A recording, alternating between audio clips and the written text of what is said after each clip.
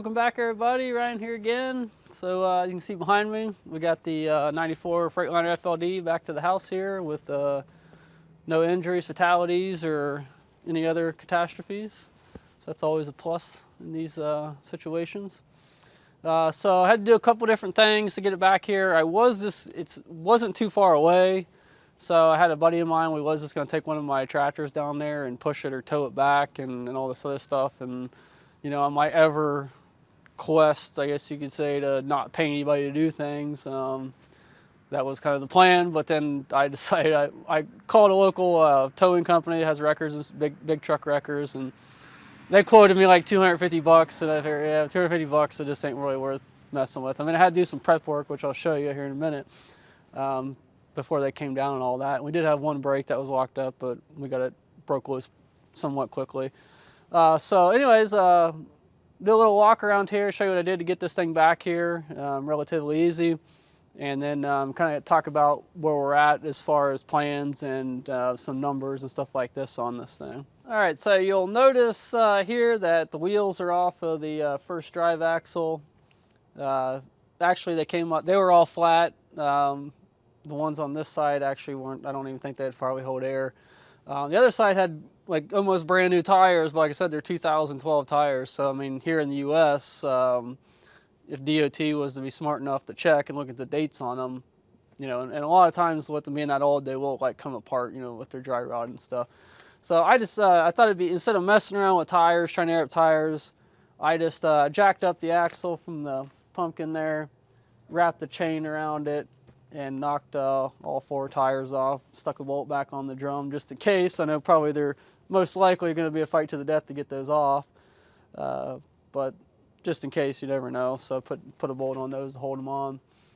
Then this brake over here, it actually caged, which is probably, might be hard to see. I got a caging bolt up in it, and it actually pulled the shoes back in, so that was really surprising. So this one was broke loose. Had to pull the axle out because I didn't want to pull the drive shaft out, which we lost a little bit of oil, but you'll have that on these big jobs. And when I was bringing it down here, we did have a tailgater. Like, because there was another car that got in behind me, and this guy in this silver SUV, because we were kind of going through town at like 20 miles an hour, and this guy was like right here. And I was like, God, I hope all that oil is blowing right on his windshield. You know, it's like trying to pass him and everything else. So I thought that was kind of funny since there's oil all over the place. But hopefully his windshield got coated and serves him right. This side over here, I wasn't able to cage it. The plate in there on the spring brake, there's a big spring in that brake canister, which I've talked about these before. But it was cocked, so I couldn't get a caging bolt in it. So what I did, I just cut the clamp off, knocked the brake chamber off, the spring brake portion of the chamber, and I took a hammer and knocked the slack adjuster forward. But it still didn't. We still had some trouble with these shoes locking up. So I just took a big pry bar in there and hit it with a sledgehammer and broke the shoes loose, and eventually got it out. But these tires were up, so that wasn't too big of a deal.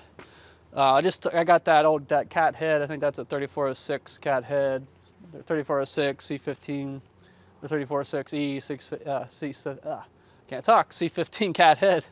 So I grabbed that off of there, and we got that with the deal too. So I might have that checked out to see if it's any good. Might be able to make a little money on that. Headache rack. This thing is trash. I mean, it needs a lot of work. It's bent and everything else. So it's all aluminum. I don't see any steel in it at all. Even the hinges up there are all aluminum. So this might be getting cut off and going down to recycling as early as tomorrow. Get maybe a couple $100 back off of this to put back in my pocket. The wet line kit, this is a hydraulic tank for a wet line. This truck does have a wet line. I'm probably going to pull that off and sell that separate. Other than that, I think as far as numbers, with a good 13, and depending on the condition of this engine, I got to get an ECM, try to get it fired up, check compression, all that stuff. I think just between the engine and the transmission, I mean, there's probably $6,000 to $8,000 of value just in that. So I've had a couple of people have thrown out some offers and stuff on YouTube, on the comments, stuff like that. So that's kind of what I'm thinking, just in the engine and transmission at this point, depending on the condition of those once we kind of get into it. I'm back on the fence again as far as putting the truck back together and selling it as a running truck. You know, just going through the whole truck, stripping it down, you know, painting the frame, putting all new air. I mean, there's not a lot to this truck. I mean, airbags are pretty relatively cheap. I've got brake chambers. I get good prices on all that stuff. Not much of a wiring harness, airline. I mean, there's just not a whole lot here.